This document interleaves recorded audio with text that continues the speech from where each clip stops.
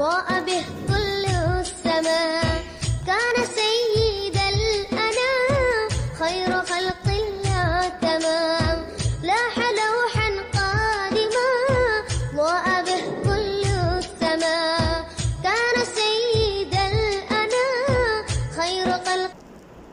الحمد لله نحمده ونستعينه ونستغفره ونؤمن به ونتوكل عليه ونعوذ بالله من شرور أنفسنا ومن سيئات أعمالنا من يهده الله فلا مضل له ومن يضلله فلا هادي له ونشهد أن لا إله إلا الله وحده لا شريك له ونشهد أن سيدنا ومولانا محمدا عبده ورسوله صلى الله عليه وعلى آله وأصحابه أجمعين. أما بعد فقد قال الله تبارك وتعالى في القرآن المجيد والفرقان الحميد يا أيها الذين آمنوا توبوا إلى الله توبة نصوحا عسى ربكم أن يكفر عنكم سيئاتكم ويدخلكم جنات تجري من تحتها الأنهار. وقال رسول الله صلى الله عليه وسلم يا أيها الناس قد أظلكم شهر عظيم شهر مبارك شهر فيه ليلة خير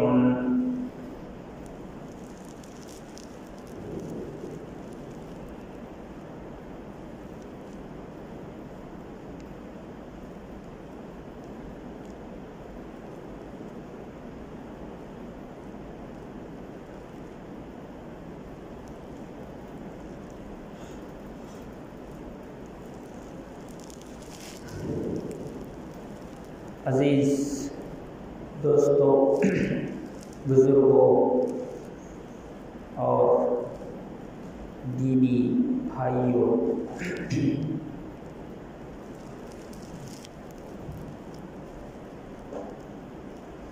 ہمارے لیے یہ سعادت مندی ہے، ہماری خوش قسمتی ہے کہ اللہ تبارک و تعالیٰ نے ہم کو شب برات عطا فرمایا.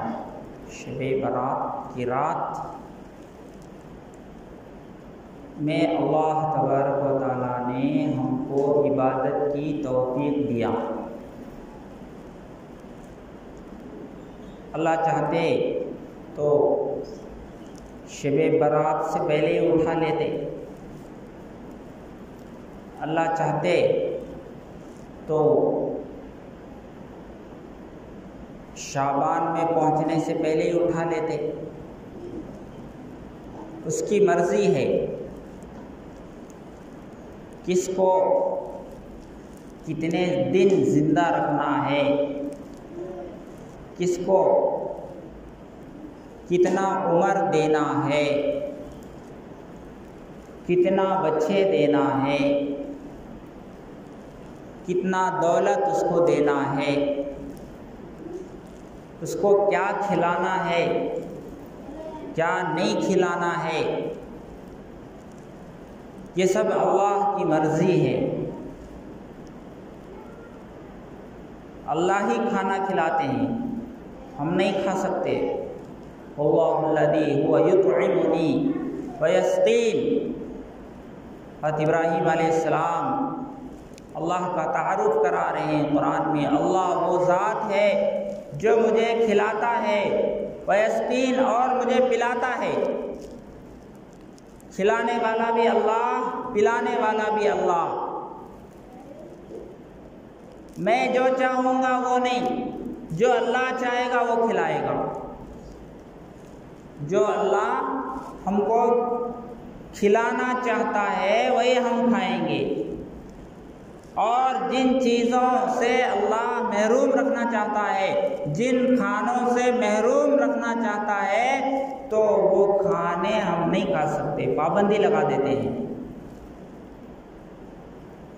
ہم دیکھتے ہیں بہت سارے لوگوں کو نمک یوز نہیں کر سکتے، شکر یوز نہیں کر سکتے، فلاں چیز یوز نہیں کر سکتے، فروٹ نہیں کھا سکتے، ڈرائی فروٹ نہیں کھا سکتے، وہ نہیں کھا سکتے، یہ نہیں کھا سکتے۔ اگر انسان کے بس میں ہوتا تو انسان تو سب کھانا چاہتا ہے، انسان تو ساری چیزیں کھانا چاہتا ہے، لیکن اللہ جس کو چاہتے ہیں ساری چیزیں کھلا دیتے ہیں، اور جس کو چاہتے ہیں پابندی لگا دیتے ہیں کہ تم یہ نہیں کھا سکتے، میٹھا نہیں کھا سکتے۔ میٹھا کھاؤ گے تو بعض لوگوں کو میٹھا نہیں کھانے سے نقصان ہوتا ہے، بعض لوگوں کو میٹھا کھانے سے نقصان ہو جاتا ہے۔ یہ کون کر رہا ہے؟ یا کیا انسان کی بس میں ہے؟ یہ کیا انسان کے بس میں ہے کہ وہ کسی کو ایک ہی چیز سے نقصان بھی ہو رہا ہے اور ایک ہی چیز سے نفع ہو رہا ہے، ایک کو نفع ہو رہا ہے ایک کو نقصان ہو رہا ہے؟ کون بنا رہے ہیں؟ تو اللہ وہ ہے جو جس کو چاہتا ہے کھلاتا ہے، جس کو چاہتا ہے پلاتا ہے، جو چاہتا ہے کھلاتا ہے، جو چاہتا ہے پلاتا ہے۔ اللہ ہی ہمارا خالق ہے، اللہ ہی ہم کو بنائے ہیں، اللہ ہی ہمارے پورے باڈی کا مالک ہے۔ جب تک اللہ چاہتا ہے اس باڈی کے پارٹس کو صحیح چلاتا ہے، جب اللہ نہیں چاہتا تو پھر ان کو رخصت دے دیتا ہے، چھٹی دے دیتا ہے۔ آدمی کہتا ہے میرا باڈی ہے، میرا جسم ہے، میری آنکھیں ہیں، جو چاہے میں دیکھ لوں، میرے پیر ہیں، جہاں چاہے میں چلا جاؤں، چاہے میں مسجد کو آ جاؤں، چاہے میں سینما کو جاؤں، کون پوچھنے والا؟ میرے پیر ہیں، پیر میرے ہیں، آنکھیں میری ہے، چاہے میں قرآن پڑھوں دیکھ کر کے، چاہے جو ہے سینما دیکھوں، کان میرے ہیں، چاہے میں گانے سنوں یا قرآن سنوں، میری مرضی ہے۔ ہاتھ میرے ہیں، چاہے میں قرآن ہاتھ سے پکڑوں اور چاہے تو میں موبائل فون کھول کر کے گیمز کھیلوں یا جو ہے سینما دیکھوں، میری مرضی ہے۔ تو اگر ہاتھ ہمارے مرضی کے مطابق استعمال ہوتے تو پھر کچھ لوگوں کے ہاتھ شل ہو جاتے ہیں، کام نہیں کرتے۔ کچھ لوگوں کے پیر شل ہو جاتے ہیں، پیر چلنا چاہیں گے نہیں چل سکتے۔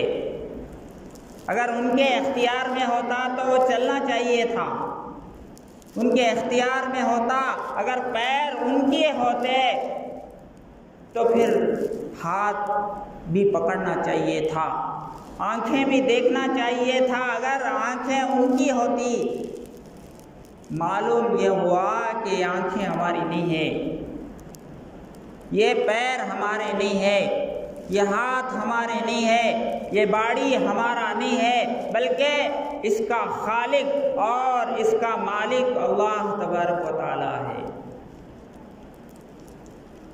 اس کو، اس باڈی کو اس کے مرضی کے مطابق استعمال کریں گے اس کی مرضی کو پہچان کر کے ان پارٹس کو یوز کریں گے تو اللہ تبارک و تعالی خوش بھی ہوں گے اور اس باڈی کے پارٹس میں اللہ تعالیٰ برکت بھی دیں گے۔ ان آنکھوں کے ذریعے سے اگر اللہ کی قدرت میں غور کیا جائے تو یہ آنکھیں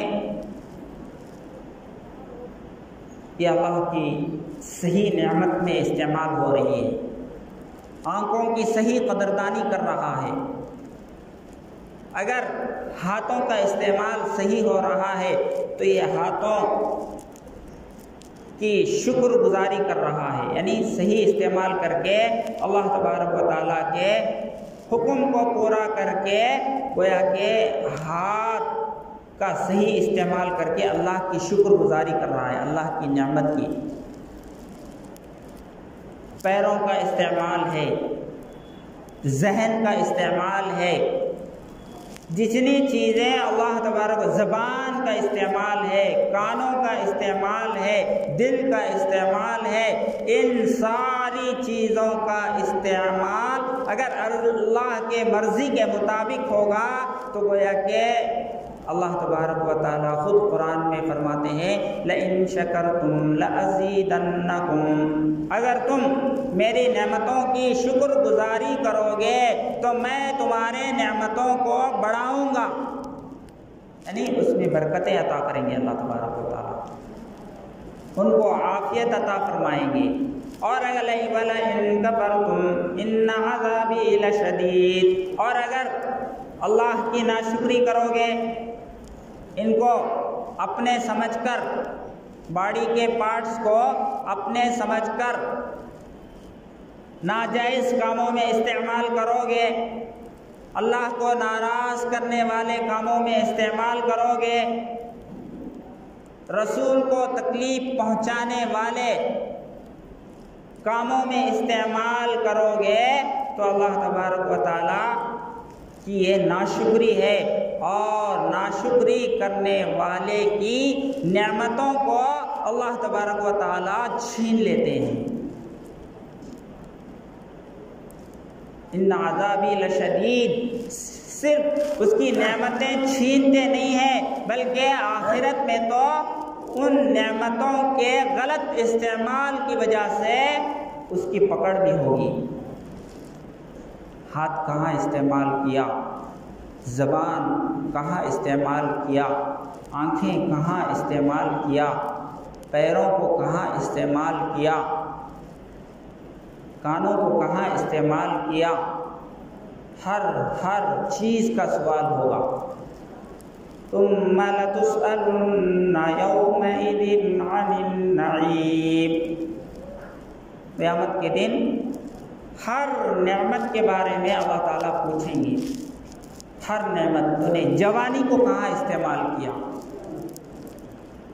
زندگی کو کہاں استعمال کیا، کس کے مرضی کے مطابق زندگی گزارا، جوانی کو کہاں لگایا، دنیا کمانے میں لگایا یا میری یاد کے ساتھ دنیا کمایا، یا مجھے بھول کر کے میرے گھر سے دور ہو کر کے، میرے قرآن سے دور ہو کر کے، میرے نبی کے طریقے سے دور ہو کر کے، نماز سے دور ہو کر کے، روزے سے دور ہو کر کے، شب برات سے دور ہو کر کے، شب قدر سے دور ہو کر کے تم نے زندگی گزاری، یا ان کو یاد رکھ کے ان کے تقاضوں کو پورا کرتے ہوئے تم نے زندگی گزاری؟ اللہ تعالیٰ پوچھیں گے قیامت کے دن۔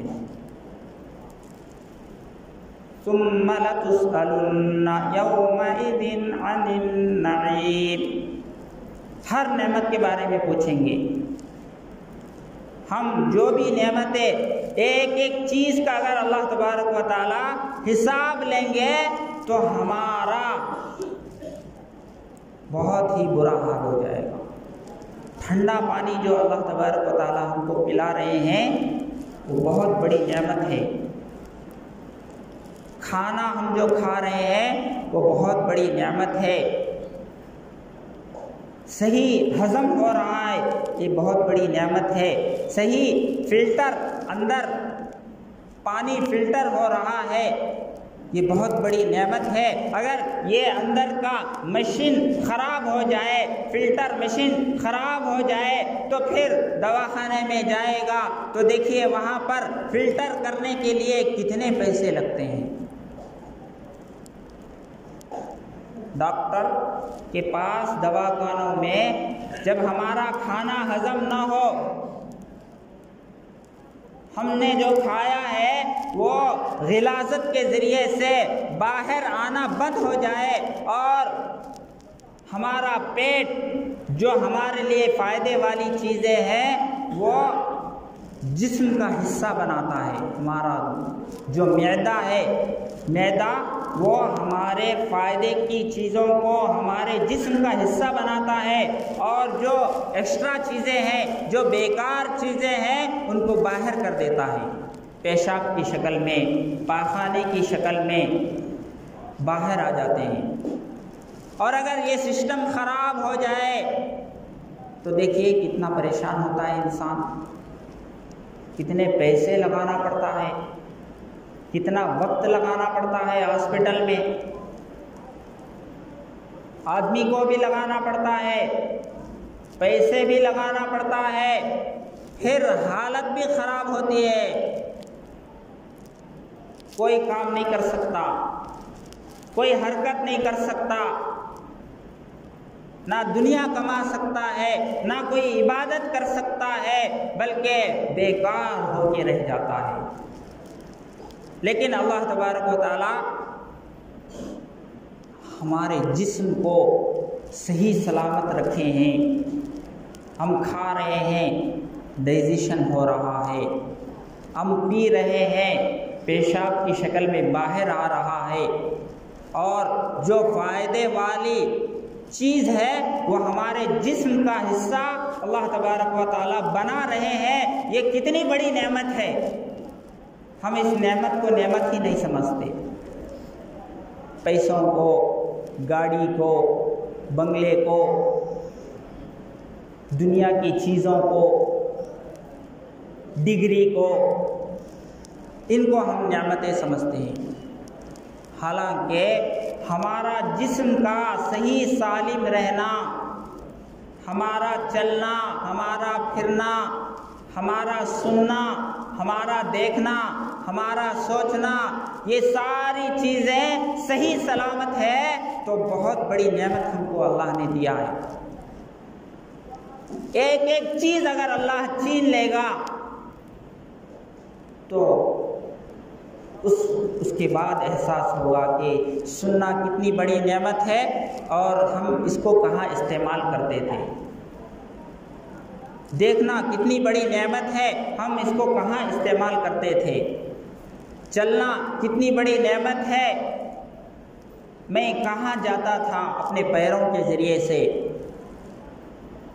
اس وقت احساس ہوگا جب کہ اللہ تبارک و تعالی ہماری نعمتوں کو چھین لے گا۔ اب صحیح سلامت ہے، ہم کو احساس نہیں ہے، اور ہماری زندگی کا کوئی گارنٹی نہیں ہے، کون کتنی زندگی دنیا میں لے کر آیا ہے، کتنے سال جیے گا، شادی کرے گا یا نہیں کرے گا، مکان بنائے گا یا نہیں بنائے گا، ڈگری کمپلیٹ کرے گا یا نہیں کرے گا، جاب اس کو ملے گا یا نہیں ملے گا، اس کو بچے ہوں گے یا نہیں ہوں گے، کوئی پتہ نہیں ہے، کسی کو اپنی زندگی کی کوئی خبر نہیں ہے۔ ہر آدمی اپنا مدت، اپنی دنیا کی زندگی کی مدت لکھ لے کے آیا ہے، لکھ دیا گیا ہے، اور وہ مدت تک آدمی دنیا میں رہے گا۔ کوئی گارنٹی سے نہیں کہہ سکتا کہ میں اتنے سال جیوں گا، زندہ رہوں گا۔ تو جب ہمارے جینے کا کوئی گارنٹی نہیں ہے، ہماری زندگی کا کوئی بھروسہ نہیں ہے، کب موت آ جائے گی اور کب ہم قبر کے حوالے ہو جائیں گے، دنیا چھوٹ جائے گی، رشتہ دار چھوٹ جائیں گے، مال و دولت چھوٹ جائے گی، اللہ کے پاس چلے جائیں گے، تو اس وقت اللہ کو کیا منہ دکھاؤں گا؟ کیا وہاں پیسے کام آئیں گے؟ کیا وہاں پر گاڑیاں کام آئیں گی؟ کیا وہاں دولت کام آئے گی؟ کیا وہاں دنیا کی ڈگریاں کام آئیں گی؟ کیا جاب وہاں کام آئے گا؟ کچھ کام نہیں آئے گا، سب یہیں کی یہیں رہ جائے گی۔ وہاں نیکیاں کام آئیں گی، وہاں نماز کام آئے گا، وہاں روزہ کام آئے گا، وہاں اللہ کی قدرت پر بولی ہوئی باتوں کا اجر دیا جائے گا، اللہ کے ذکر کا ثواب دیا جائے گا، اللہ کے راستے میں اللہ کو راضی کرنے کے لیے جو قدم اٹھے ہیں اس کا ثواب دیا جائے گا۔ وہاں کوئی دنیا کی چیز دنیا میں ہی کام نہیں آتی ہے تو آخرت میں کیا کام آئے گا؟ تو ایسی زندگی، آخرت کی زندگی بنانے کے لیے اللہ تبارک و تعالیٰ نے ہم کو دنیا میں بھیجا ہے، نہ کہ کھیل تماشا کرنے کے لیے، نہ کہ دنیا کمانے کے لیے، نہ کہ دنیا کو آباد کرنے کے لیے۔ دنیا کو آباد کرنے کے لیے ہم دنیا میں نہیں آئے، دنیا کو ویسے ہی لوگ آباد کر رہے ہیں، ہم بھی وہی کریں گے، وہ بھی وہی کر رہے ہیں، تو پھر ایک مسلمان میں اور ایک غیر مسلم میں کیا فرق ہے؟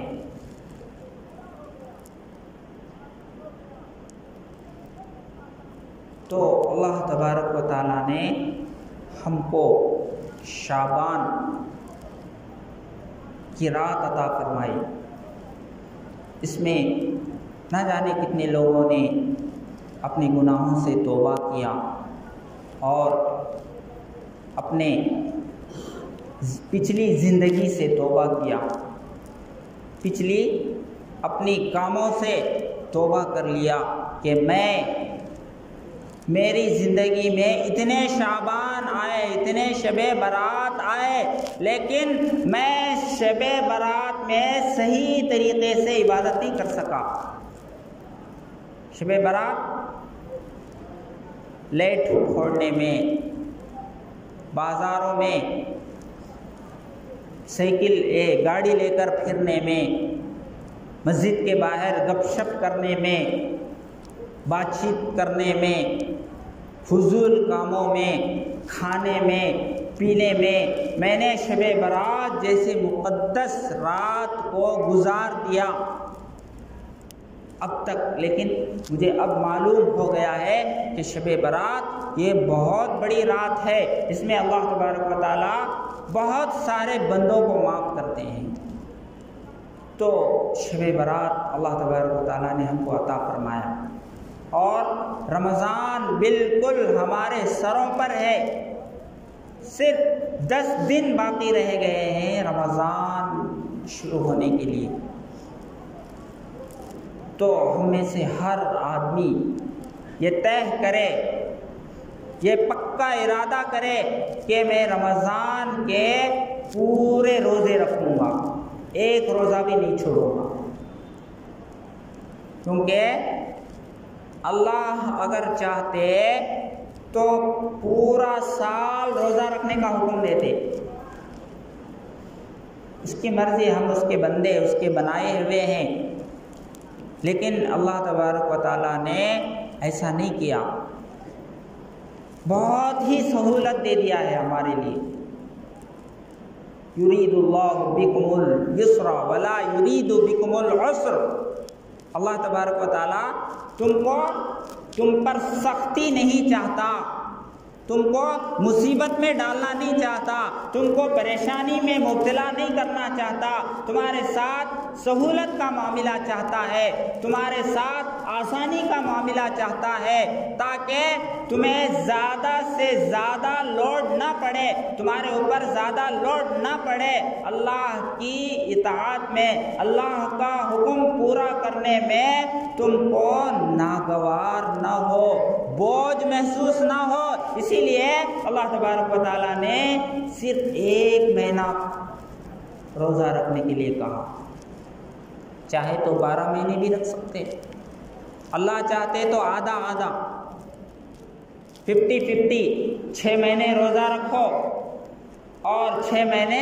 کھانا کھاؤ، ایسا بھی رکھ سکتے تھے، یا کم سے کم پاؤ حصہ 3 مہینے روزہ رکھو، ایسا بھی کر سکتے تھے۔ لیکن اللہ نے ہماری کمزوری کو دیکھ کر کے ہمارے ساتھ سہولت کا معاملہ کیا ہے، آسانی کا معاملہ کیا ہے، اور صرف ایک ٹائم کا کھانا چھوٹ رہا ہے۔ پانی تو دن بھر پانی سے دور رہنا ہے روزے میں، اور کھانا ایک ٹائم کا چھوٹ رہا ہے۔ ناشتے کی شکل میں صبح سحری کر رہے ہیں اور دبا کے کرتے ہیں، کیونکہ بھوکا رہنا ہے، روزہ رکھنا ہے، اس نیت سے سحری میں اچھے آئٹم پکا کر کے رات میں ہی پکا کے رکھتے ہیں، اور بعض لوگ صبح 2 بجے اٹھ کر کے پکا کر کے گرم کھانا کھاتے ہیں سحری میں۔ تو ایک ٹائم کا کھانا، ایک ہی ٹائم بھوکا رہ رہے ہیں ہم، حالانکہ پورا 3 ٹائم بھی بھوکا رہنے کے لیے بول سکتے تھے اللہ تعالیٰ۔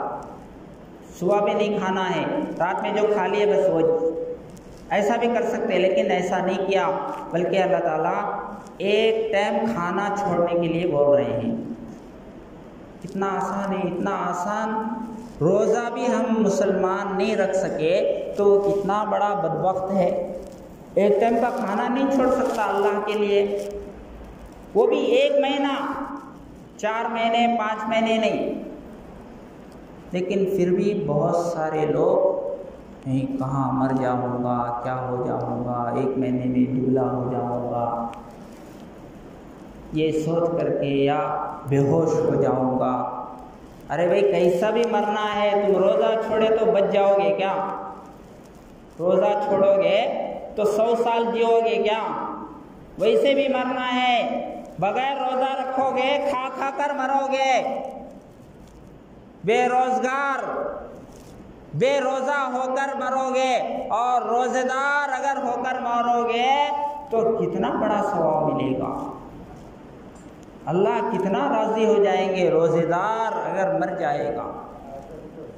لیکن لوگ معمولی بہانے بنا کر، گرمی بہت ہے، کام بہت مشکل ہے، 1 مہینہ کام چھوڑ دو کیا ہو جائے گا؟ سمجھو کہ جیل میں ہو 1 مہینہ، جیل میں ڈالے تو کیا کرتے ہو آپ؟ پڑے رہتے ہو، کچھ نہیں کر سکتے۔ یا ہاسپٹل میں ہو، سمجھو پیر ٹوٹ گیا، ہاسپٹل میں مجھے ڈال دیے، ڈاکٹر نے 1 مہینہ علاج کے لیے وقت مانگا ہے، 1 مہینہ بیڈ پہ رہو گے تو تم صحیح ہو جاؤ گے، ورنہ تمہارا علاج نہیں ہو سکے گا، مر جاؤ گے۔ اگر ایسا کہے گا تو کیا کریں گے؟ ایڈمٹ ہو جائیں گے ہاسپٹل میں، پھر زندگی پیاری ہے نا۔ تو کاموں کا بہانہ بنا کر، گرمی کا بہانہ بنا کر روزے کو نہ چھوڑے، ہر آدمی روزہ رکھے۔